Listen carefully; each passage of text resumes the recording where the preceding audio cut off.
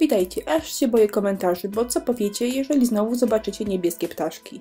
Bangkok przechodził okres błękitny. Eliza Orzeszkowa też miała w życiu trochę okresów, a ja mam teraz po prostu okres na ptaszki. Dosyć, że ptaszki to jeszcze praca łatwa i mało ambitna. Ale zawsze jest nadzieja, że następnym razem będzie lepiej. Ponownie jajko styropianowe 12. Szef na jajku ścieramy papierem ściernym, a potem malujemy je raz albo dwa. Gdy jajko wyschło, pomieszałam trochę farb. Niebieski, beżowy, biały. Gdy kolor farb pasował już do ptaszku, wymalowałam na jajku taki cud.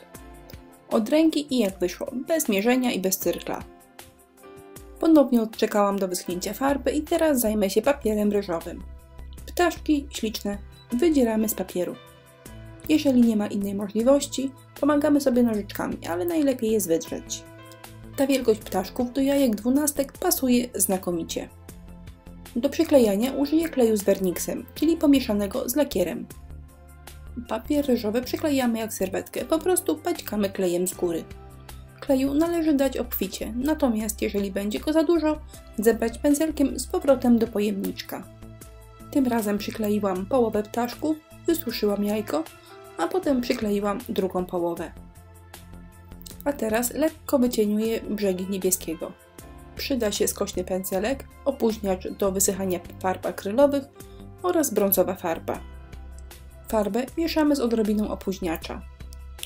Naprawdę z odrobiną opóźniacza wystarczy 1 kropla. W innym wypadku farba będzie schła 5 dni. Farbę z opóźniaczem trzeba dobrze wymieszać na końcu pędzelka, a potem robimy kreseczki na jajku.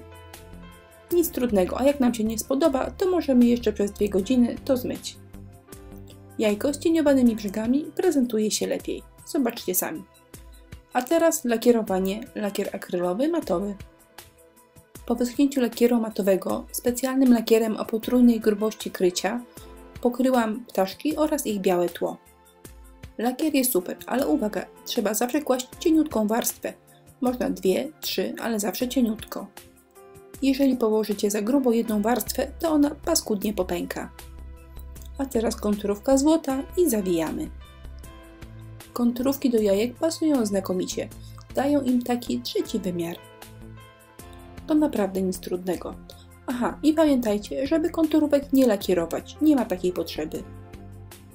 Z konturówkami radzę sobie średnio, ale zazwyczaj one bronią się same. Zobaczcie. Trochę krzywo, trochę niedokładnie, ale jakoś pasuje do całości. No tak przynajmniej mi się wydaje. No i wykończenie. Z jednej biżuteryjne zakończenie do jajek, a z drugiej strony uchwyt do pudełek. No może do pudełek, ale dla mnie do pisanek. Mając nadzieję, że to już ostatnia pisanka z ptaszkami w tym roku, dziękuję wszystkim za uwagę i zapraszam na inspirello.pl.